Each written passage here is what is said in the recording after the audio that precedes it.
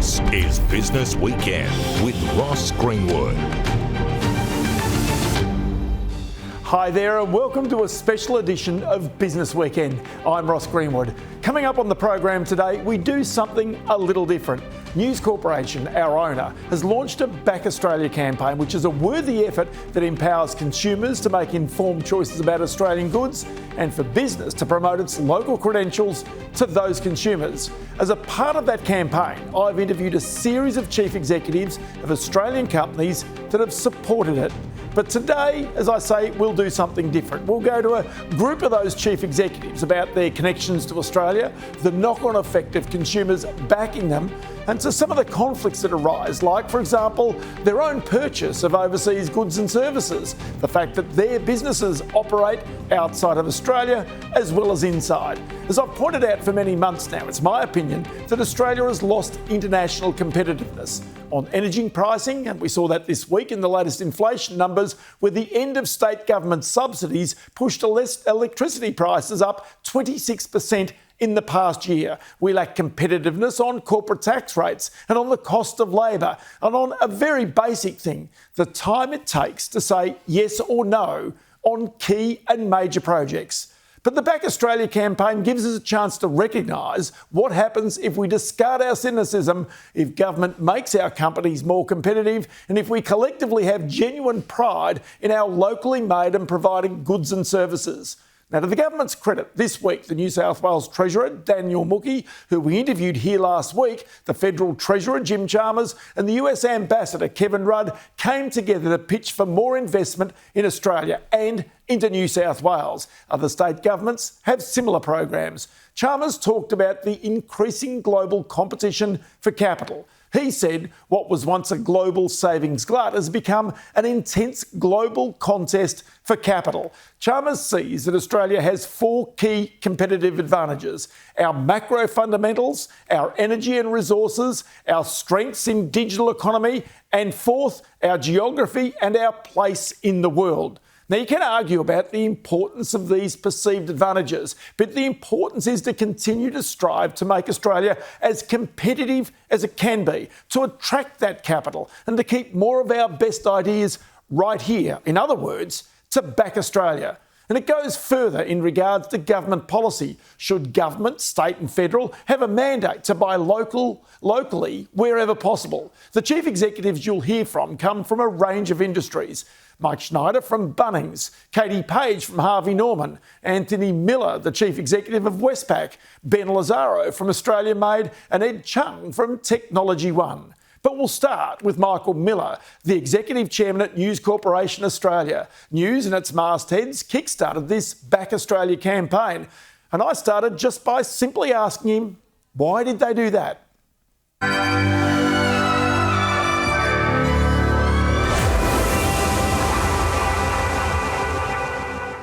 We were getting so much feedback from ordinary Australians, from Australian companies, but also Australian suppliers, that we're at a moment of time that people want to back each other and get behind each other's products.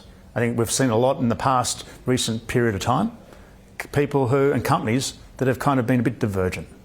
But here's a moment in time with so much uncertainty that we've got an opportunity to back each other to a better outcome. Okay, so by actually creating this campaign, does it imply that there has been a lack of backing of Australian goods, companies and services in the past? We've had so much choice being thrown at us, and I think we've lost a bit of sight, what is and what isn't Australian.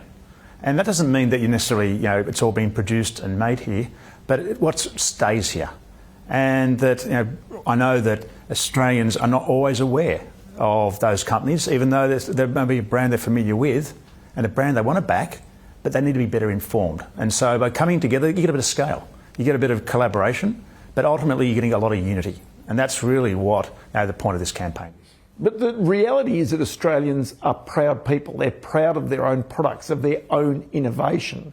And that's largely what this campaign's about. Definitely Australians are looking for cost benefit, but they're also looking for quality benefit. And in many cases, Australian products and services are of equal quality and definitely better value than some of their international counterparts. And our role is to definitely inform them, to make the best decision. Westpac Economics is about to come out with a report where if every Australian household was to redirect $100 to Australian goods or services, it would generate $16 billion in value across 12 months and also create 40,000 additional jobs. And that's the sort of backing of each other that if we were to reinvest back into our country, we'd all see the benefit of. Do you think for many Australians it's difficult to find out what's Australian and what's Australian made, created, produced and what's not? I think, and part of this campaign for us is to inform. So I'd see our role as being, first of all, are you informed about what are the issues? And we're telling those stories that matter around affordability. We're talking about basic needs around the cost of living. What is the best education? Then the second role is around advocacy and advocating for better outcomes for all Australians. And that's really where this campaign's origination came from, is that advocating for Australian companies to be supporting each other, Australian consumers to be supporting each other. And so we've done that recently through health, particularly in the area of dementia. We've looked at it also in the areas of celebration. And so how we celebrate our national events, our national teams, but also at a community level. And so particularly local sport is another area that we kind of celebrate on. So this is all around that concept of mateship, which defines our culture, and that we're there for each other. And that goes back well over 100 years of us supporting each other. And at this moment in time, people are not quite sure who is on your side and who isn't. And this is a unifying people together and providing that unity that Australians can be there for each other. So Australia right now is coming through a cost of living crisis. At that time, often the cheapest product is seen to be the best product. But the reality is whether there is a premium that people are prepared to pay for an Australian-made, Australian-produced good. Yeah, and for some people it would be about premium. It's about premium service, not just premium good. So that'd be one that people consider. But yeah, affordability and accessibility, but I think also discoverability. And that people, are they being informed? And we're looking at the details of what differs between some of those products and services. And in some cases, you are, yes, trading off quality versus cost, but often the Australian produced product is just as good at the same price, but doesn't necessarily have the scale to be discovered. And that's part of what this campaign is, and that's what our role as media is to ensure that Australians are informed to make the best decision. Because Australia is an innovative country. Australians are innovators at their very nature. Having a go is a part of what Australians are all about.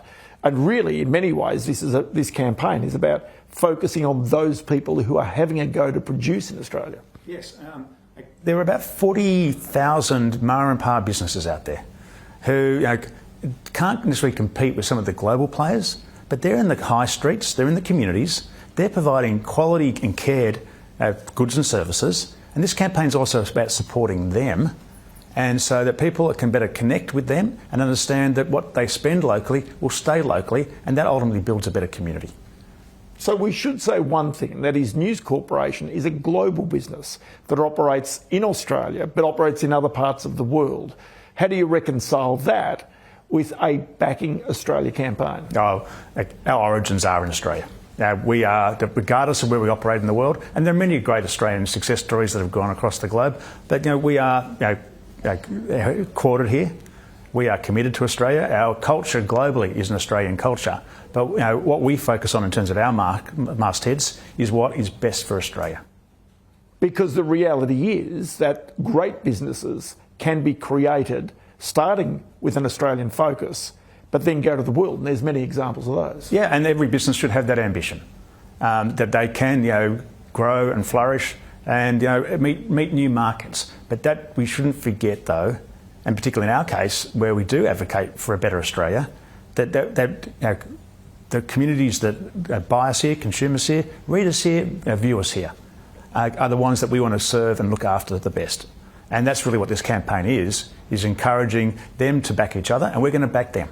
So is this campaign directed at consumers or is it directed at business? Oh, it's more than one level. It's there are encouraging Australians, everyday Australians, to know what is Australian and encouraging them to come together to back Australian. It's also backing Australian workers, which are Australian companies. It's encouraging innovation. It's also raising, do we have our policy settings right? And so this is like Australian government, it's buying Australian, it's supporting Australian, it's better understanding Australia, but ultimately it is coming together to say we're going to back Australia. So on that subject of policy, do you sense there are any policies that could be changed in future that would help Australian outcomes? In other words, this campaign's outcomes? Yeah, innovation is important, and that technology is rapidly changing. And so are we best informed? Do we have the best incentives in place? Do we have the best environment for workers to be, for companies to be encouraging and employing more workers? And are there incentives there? Do we have the right training? And our universities and schools, are we getting the right skills that are developing to retain people in Australia that then leads to innovation? I think I look at state v Fed, and that again there's these are lines that have been drawn many decades before, but we're operating in a very much global world today. Thank you to technology, and that's more the opportunity for us to create those bridges globally, for us to reach new audiences, to help build Australian businesses to be even larger and even better. So is it your hope that this campaign is at least one stepping stone along the way to a better Australia, to a brighter Australia, even to a happier Australia? Hey, that's what we get up for every morning. This is about a better Australia. That's how we think about how we create our media every day and how we talk to people. This has got to be championing for them, advocating for them, celebrating them. And so this campaign is a part of that. And it's not just Australian people, it's Australian companies, it's Australian workers. It's people who want to make the most of their life. And we live in the best country of the world. And that most Australians have that ambition that this is going to be even a better country, and how can they participate in that and meet their ambitions. Michael Miller, good to chat to you. Many thanks. Thank you, Ross. Well, let's now go to Westpac, Australia's first bank and its very first company. In short, Westpac has been backing Australia for more than 200 years. It was then backed itself by the Governor, Lachlan Macquarie, who said, in time, not too far distant, the bank will gradually flourish to benefit the country at large. Banks, you see, are cornerstones in our economy. Without banks, individuals and innovation simply can't flourish. And it is with that sense of historical perspective that its Chief Executive, Anthony Miller, backed this campaign. We've been part of this country since 1817, so over 200 years.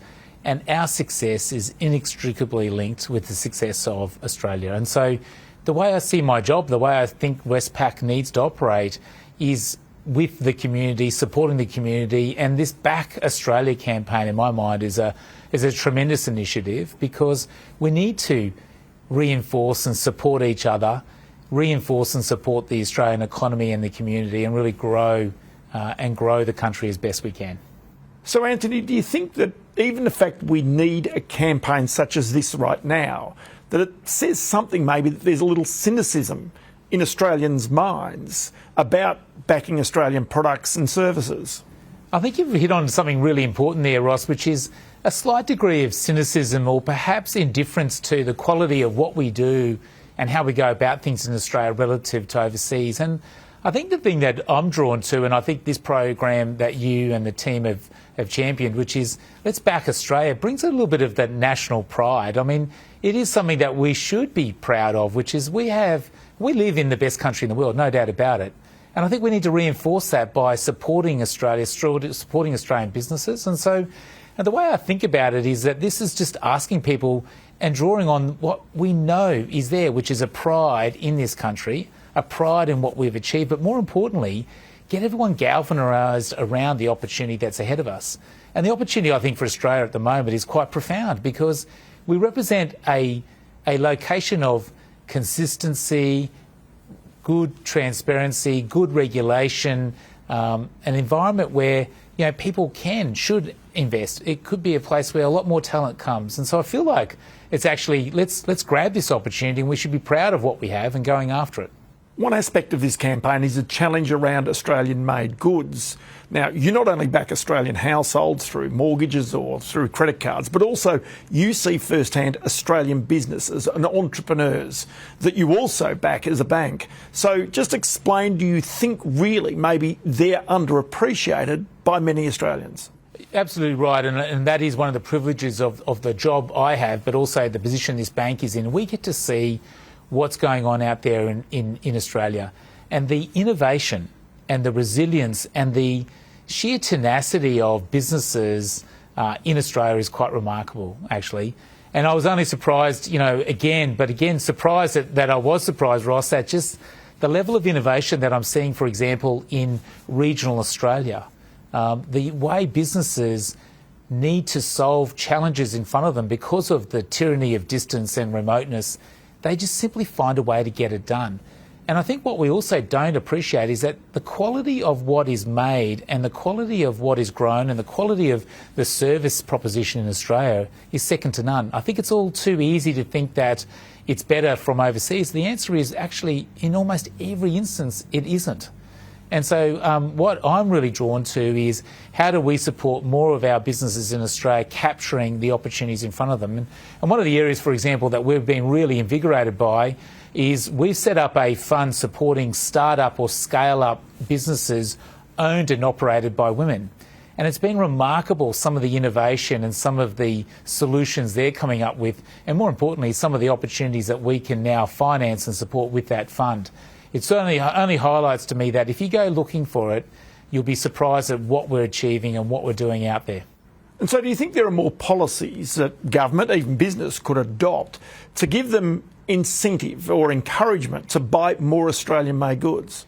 Well, I think that's a great challenge, and I think there is certainly disciplines that we should set in terms of government contract arrangements should have a localisation content. I think we already have some of that discipline set through the defence program, where again we're seeing some very interesting local services and products that are being provided.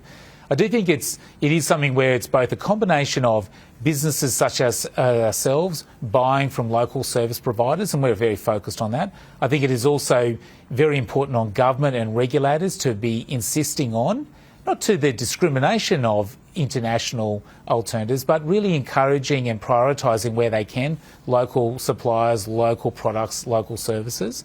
And then I think importantly, what you're doing here with this program, which is sort of galvanising that innate pride and that confidence that we have we live in the best country in the world, getting everyone behind that and encouraging people to spend a bit more money on Australian businesses and Australian services. And, you know, the analytics from Westpac Economics highlighting that if every Australian just spent $100 of what they're spending today, they prioritise what they're spending today in favour of an Australian business, then the outcome for the country is quite profound. Enormous a number of jobs created and maintained, and some $16-17 billion of GDP growth realised immediately. And maybe it's those small amounts that people don't realise, that it's relatively small amounts, if kept in this country, that can have a significant knock-on effect for our economy. Yeah, you're absolutely right, and that's, again, it highlights it's not a undue challenge to say, to the extent of your weekly budget or your monthly budget, if you reallocate $100 into an Australian-owned business or product or service, and the economic outcome is an increase of $16 billion in GDP, not to mention increased revenue, taxes, jobs, which then has that self-fulfilling positive reinforcing effect on the community, it's absolutely where we've got to go. And I think, again, to sort of celebrate and acknowledge what you guys are doing here, which is, you know, this is the way we back Australia, and it doesn't have to be an impost upon people. It's simply galvanising around the fact that if we do a little bit more, spend a little bit more on Australian businesses, we can achieve an enormous amount. And importantly, reward that innovation, reward that resilience for our small businesses and frankly, any enterprise in Australia. Anthony Miller, great to chat to you today. It's always good to catch up. Many thanks for your time. Thanks very much, Ross. Real pleasure to be with you. Coming up after the break, we go to two of our biggest retailers, sometimes which are criticised for buying too many goods from overseas. But what might be missed is the impact of their services on the building of local homes and families. Harvey Norman's Katie Page and Bunnings' Mike Schneider are up next.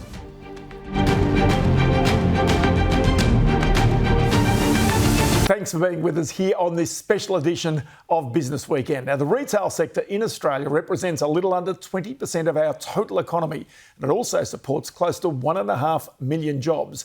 Our big retailers, it's pretty pleasant to see, back Australia. But most retailers are also big buyers of overseas goods that may be cheaper than the locally produced products. So how do the CEOs of our biggest retailers reconcile this? Katie Page is the Chief Executive of Harvey Norman, and this is why she is backing Australia.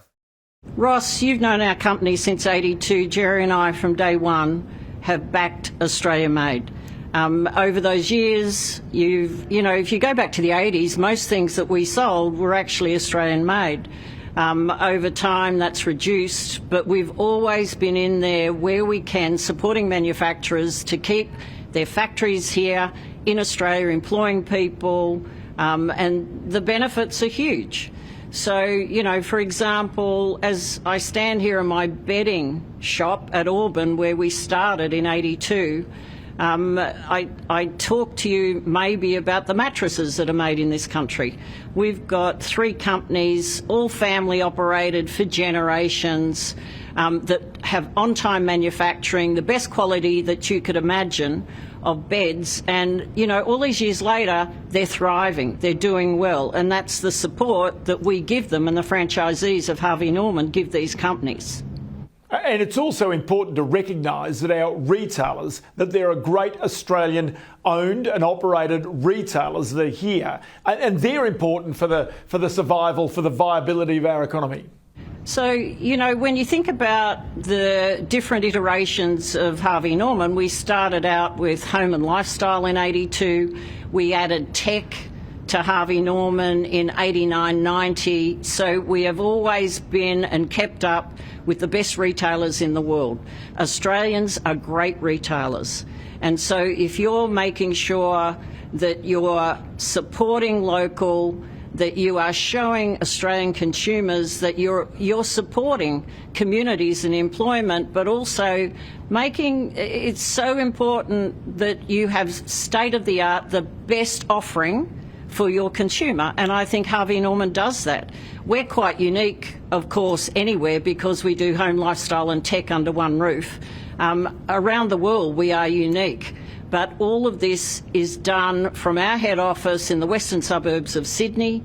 We have 320 stores, not all of them in Australia, but we're doing it from here. We're doing it from Australia.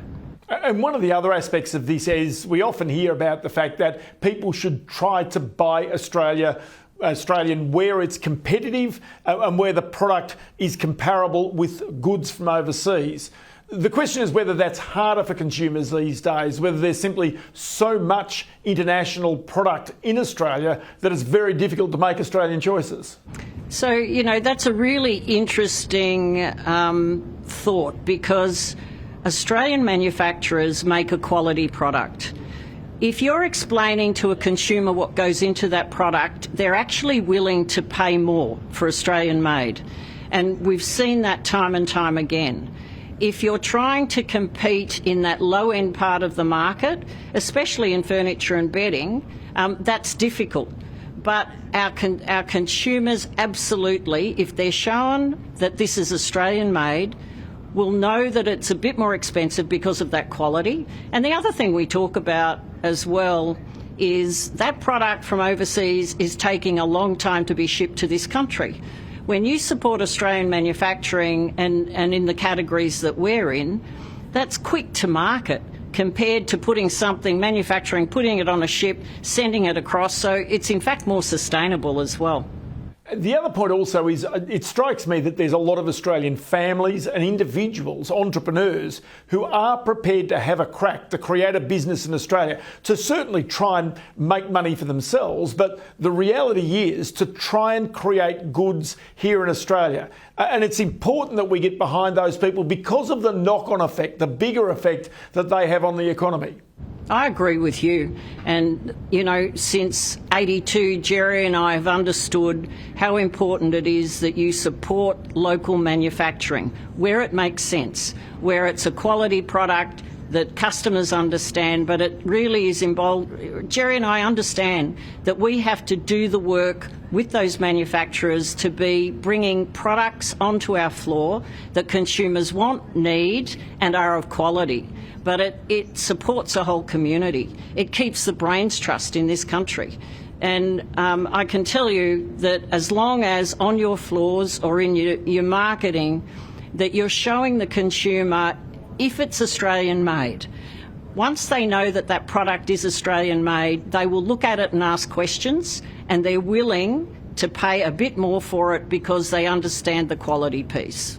So do you think, Katie, that there are any policies that Australia needs from government, from industry leaders, to try and encourage more Australian goods, more Australian manufacturers, more Australian innovation? Is there any more that can be done? When we have meetings with government, with other business leaders, we always have that meeting in one of our stores, not in an office. And we go around our floor and we go through the product that's being made here or where it's coming from, so that people that are making decisions, the policy makers, actually understand at ground zero how all of this works. You'd be amazed at the number of people that don't know where the product comes from, what its provenance is. I just know and understand that once you get them onto, in our case, a Harvey Norman floor, and you get them talking to the salespeople, the customers, the franchisees, not just Jerry and I, it has a very deep effect on those people, how they go back and try and support some of those initiatives around Australia made that makes a difference to this country. Katie Page, always great to chat to you, and many thanks for your time today. Thank you. Now, just recently, Bunnings was again named as the most trusted brand in Australia. And this weekend right now, in fact, the sausage sizzles for community groups will be firing up at the Bunnings. Its warehouses, they'll be packed. In recent months, though, Bunnings has also endured criticism from the ABC about its pricing and the way it sources its goods. As part of the Back Australia campaign, I spoke with Bunnings Chief Executive Mike Schneider, who opens up on the difficulty of getting things done in Australia, which he says hold back his tradie customers, especially those wanting to build more homes more quickly. Bunnings is at the heart of so many things that Australians do, particularly every weekend. I think, there is a real love affair with our homes and a love affair with our communities, and Bunnings plays a really important role, not only in terms of communities coming into our stores, but the work that we do supporting local communities and the work we do to either help build, renovate, maintain or repair a home. I think we sort of find ourselves at the heart of so many things, and one of the things that is often not understood about Bunnings is that we support over 1 million small businesses in our commercial business, supporting trades, handymen, painters, all sorts of small businesses to support them to operate their businesses. But we also create jobs indirectly for our suppliers, so people growing plants, milling timber, manufacturing paint, servicing our stores. So we understand that well beyond the 50 or so thousand Aussies that work in our stores here in Australia, we support millions of other customers, whether directly as B2C customers or also B2B customers, and then, as I said, the work we do with our suppliers. Maybe that's a little misunderstood. You do import and sell products, but then there's a lot of product that is created here in Australia that therefore creates jobs or creates business. Absolutely. Look, we sell millions of litres of paint every year. All of that paint is manufactured in Australia. We sell tens of thousands, if not millions, of plants every year. They are all grown here in Australia. So much of our timber is grown and milled here in Australia. So they are real manufacturing production jobs that exist in Australia because of Bunnings and others in our industry as well. But Bunnings certainly plays an important role in that. We've heard over the years the notion of Buy Australia. We know it's patriotic, but there's always that little rider, if it's affordable, if it's the best product, all of those types of things. Tell me your own experience about Australian-made goods. Look, Australian-made goods are fantastic, and I think we've got plenty of examples where we see high-quality product, world-class product that is manufactured here in Australia, grown here in Australia, produced here in Australia. But the reality is that it's pretty tough out there economically, and that's something that I know that is on the top of our customers' minds. We're very alive to that, and we understand through the sort of proposition that we make to have the lowest prices for our customers just how important that value is. So if there is a product that is made in Australia, we know our consumers want to be able to buy that, but that product does have to be priced competitively against products that are being imported from overseas. And some things that are manufactured here in Australia, unfortunately, do come with a higher cost because of the production cost. What's your own sense on that equation in Australian consumers' minds? Is it always the lowest priced product, or is it that an Australian-made product is worth backing? Oh, look, I think, if the opportunity is there to back the Australian-made product, our customers will do that. But our customers are less focused on price. They're more focused on value, and they are keenly aware of where value exists, whether that's through a brand or through a private label or through an Australian-made or an imported product. Customers really understand that the product that they need to be fit for purpose for what they're doing to maintain or improve their home, but the value proposition has to be really strong. So backing Australia, what does that mean to you? Well, backing Australia to me means creating jobs here in Australia, seeing our business continue to grow, being bold to continue to invest capital to build new stores, open in new locations, go to new markets, but also to go back into our existing network, and we've got over 300 stores here in Australia, and reinvest to make those stores better, make them more fit for purpose for our customers. But in doing so, that creates jobs in construction, it creates jobs in retail, it creates jobs for our suppliers. We also want to help, drive the housing needs of Australia. We manufacture frames and trusses for homes. We supply the trades, as I said before. So we want to make sure that we're there where our communities need us to be from a commercial point of view, but also from a social point of view. In Bunnings' last financial year, we did over 70,000 community programs, raised over $65 million for our community barbecues and other community programs. And we deeply understand the sort of deep connection that our team members have. They live, they work, they raise their families in local communities. We want to get behind them to drive that. And we recognise that, millions of Aussies are shareholders in our parent company, Wesfarmers, either directly or through their super funds.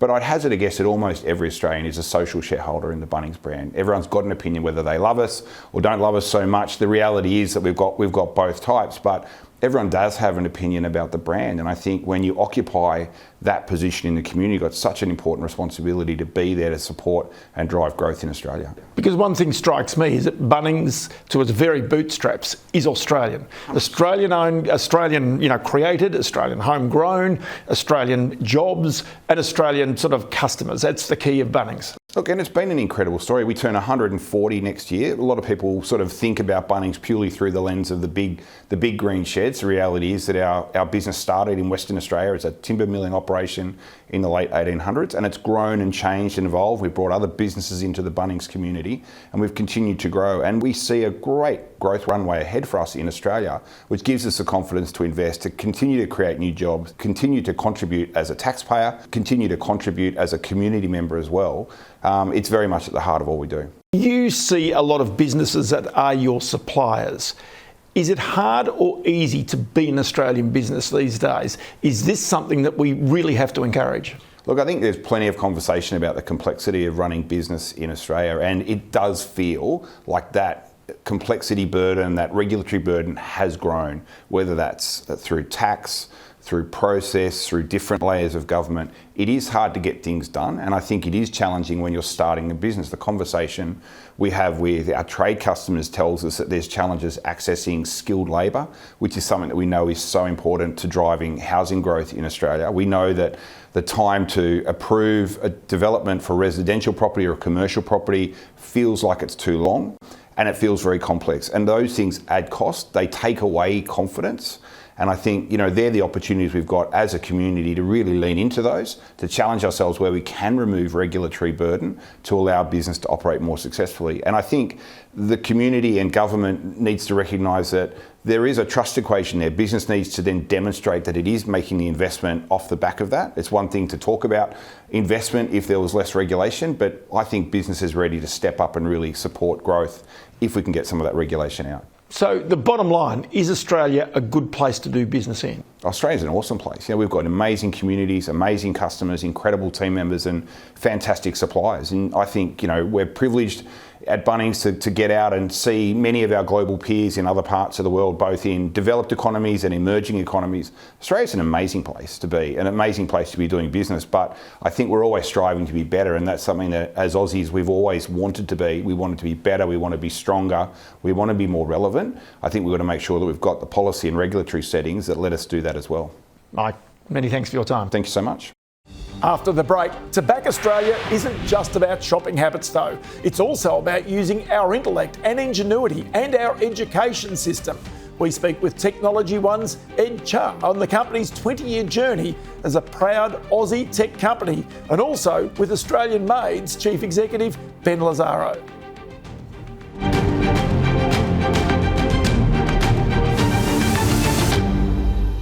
Yeah, welcome back to our special edition of Business Weekend, dedicated to the Back Australia campaign. Look, Australians obviously take great pride in their innovation. The stump jump plough, it's sort of ubiquitous, isn't it? So too the Hills hoist clothesline. But there are the polymer banknotes, Wi-Fi technology, Google Maps, black box flight recorders, inflatable escape slides from aeroplanes, ultrasound scanners, electronic heart pacemakers, artificial skin for burns victims, and cochlear ear implants, among the many global innovations that spring from Australia. And the truth is, with the digital economy and global logistics, it's now becoming easier to be an Australian-based innovator. And great examples, of course, Canva and Atlassian. But there are many, many more. The health technology companies include Pro Medicus, ResMed and Cochlear. They're good examples. And that's why the Back Australia campaign goes further than just buying Australian goods. It's also about creating the settings for more innovators to emerge here that eventually will hire people, create profits and pay taxes. And a great example of this is Technology One, whose software as a service gives business ways to manage their payroll, their supply chains, their asset management and much more. The business, though, is no overnight wonder. It's been grafting away for 38 years, and Ed Chung is its chief executive. G'day, Ross. Well, we're a Brisbane and Australian born and bred company, and we think about manufacturing, and traditionally you might think about digging stuff out of the dirt or building cars, but we manufacture or write our own software here in Australia, so we proudly back the Back Australia campaign.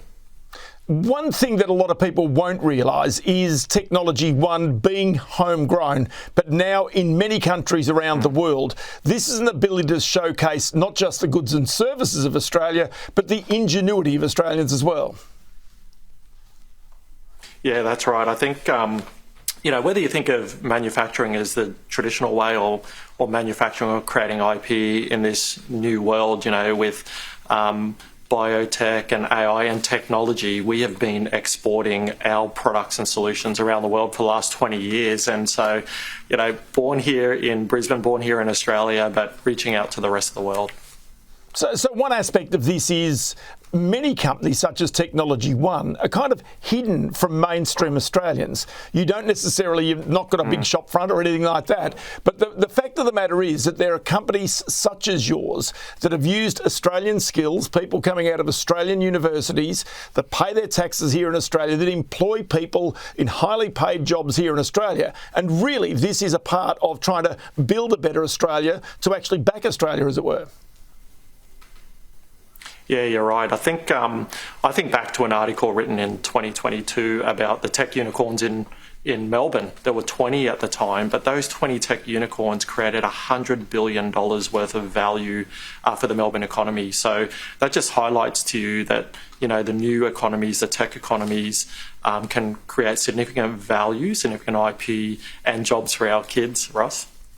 And doesn't that also say something else, Ed? And that is that really you don't need necessarily to have vast amounts of capital, such as to build a mine or a new sort of gas pipeline or whatever it might be. The fact of the matter is, with ingenuity and with skills, that these types of businesses, such as Technology One and other tech businesses, can be built right here in Australia. Yeah, you're right. There's a phrase that Tech One coined, Fortitude Valley, not Silicon Valley. But if you studied Silicon Valley, it had three things going for it, Ross. It had the best unis, it had VC funding and government policy, if you like. And so you think back here in Australia, we have the best unis, VC funding is abundant, and what we need is government policy in, for example, procurement policy to really turbocharge and help the Australian local tech sector. I was going to ask you about government policy because, yes, government politicians, you hear them all the time talking about, higher paid jobs, higher skilled jobs. But the fact is, does government itself have to play a role in fostering more businesses such as Technology One? Yeah, you're right. And there's a traditional way of government policy where people ask for handouts. And look, they're good for small companies and startups. Tech One, leveraged R&D incentives a long time ago, but we don't need that now. Smaller companies do. I think the other side of government policy, and Albo's starting it, is backing Australia, buying local, really looking after the local ecosystem here in Australia. Okay, so then take me to somebody who might be coming out of university right now with a great idea in the tech sector in your area. Now, in history, they would normally have gone to America or have gone to Europe to try and exploit that idea. Tell me about the environment here in Australia to try and create a brand new tech business, especially with all the opportunities coming with artificial intelligence.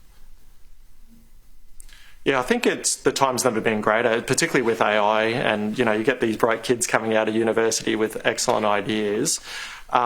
With those great ideas, with venture capital funding, which we're abundant of, and government policy in the terms of R&D tax credit, but most importantly, procurement policy, I think that will really help turbocharge the tech sector, the tech scene here in Australia, and most importantly, back local.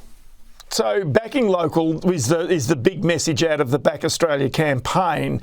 I mean, do you really sense that campaigns such as this do strike a chord with politicians, with the community generally, that really people will understand that we do have these assets here in Australia that are worth backing? Yeah, I think so, Ross. And if you join a few things together, COVID highlighted to us vulnerabilities by not having local industries.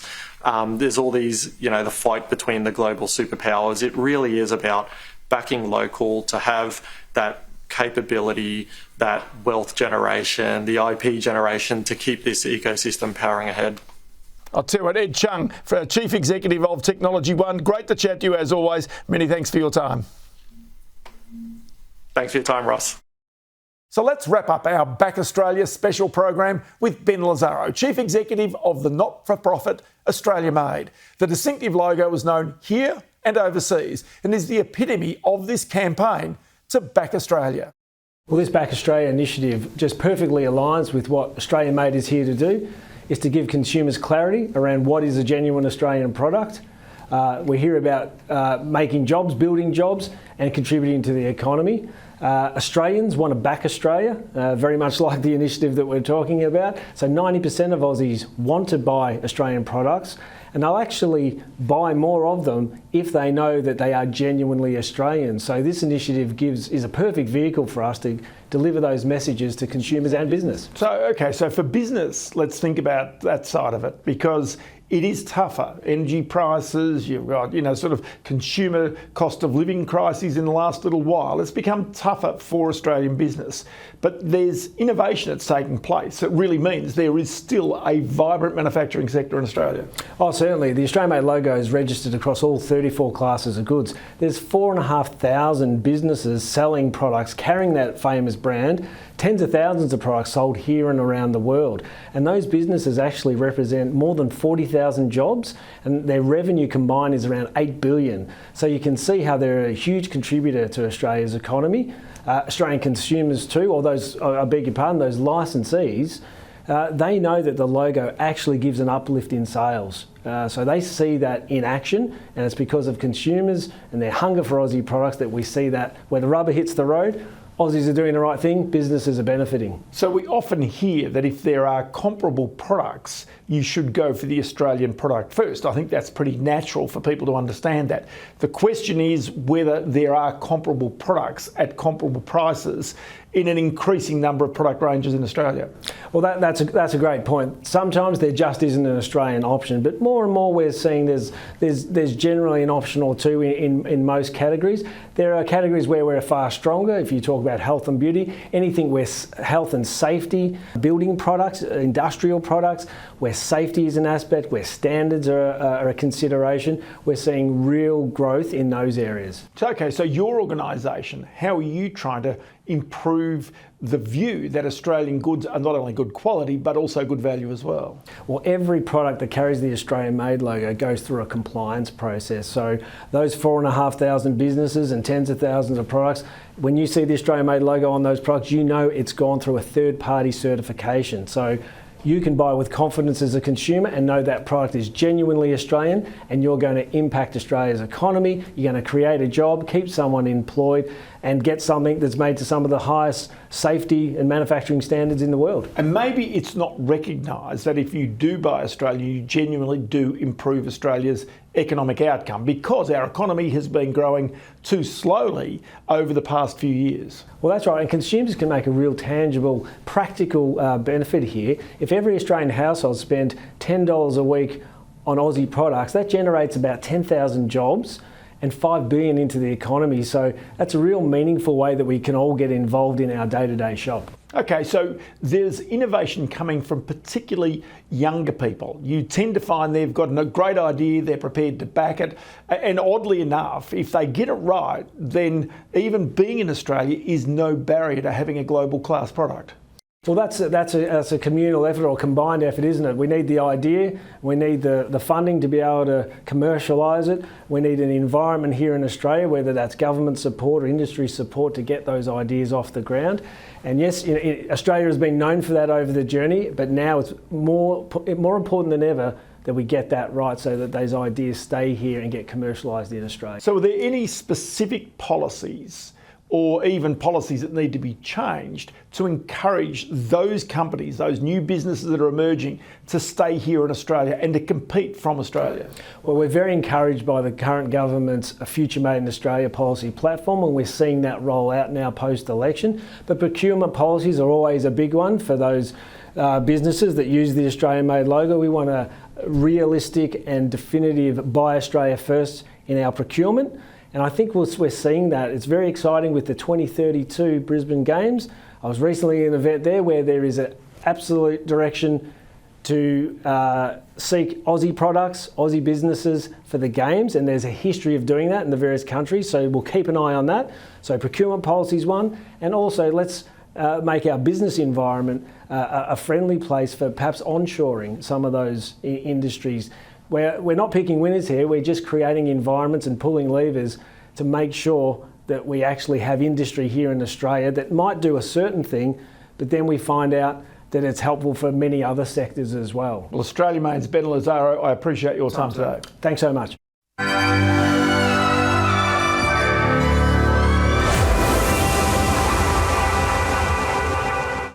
And that is it for the program this Sunday. Up next, all the latest news right here on Sky News. Business Weekend returns next Sunday, but of course you can keep up to date with all the latest business news with our daily program Business Now, 4:30 p.m. summertime, and via our website skynews.com.au. Thanks for your company today on this special edition. I'm Ross Greenwood. We'll see you next week.